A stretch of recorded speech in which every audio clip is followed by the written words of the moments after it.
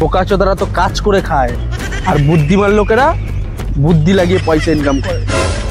দাঁড়া তোর মরদকে ফোন করি। अब देख तू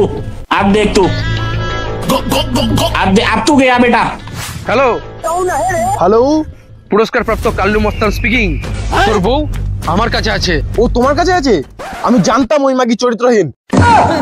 আমি এটাও জানতাম যে ও কারো না কারোর সাথে একদিন পালাবেই। আরে গুলুমুখ, তুই যেটা ভাবছিস সেটা নয় রে। বানা বালের কথা, ওই শালি তো আমার সামনে কার সাথে ফোনে চুমাচুমি করে।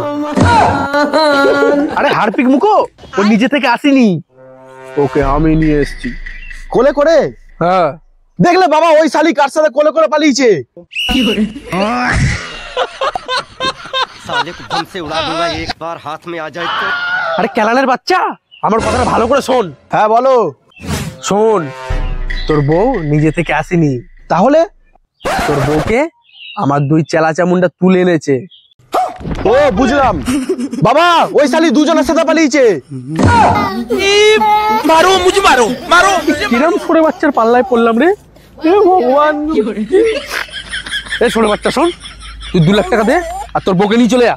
ধর মানা, ওই মাল আমি আর ফিরেতেও নেবো না। 2 লাখ টাকা থাকলে আমি একটা নতুন বিয়ে করে নেবো।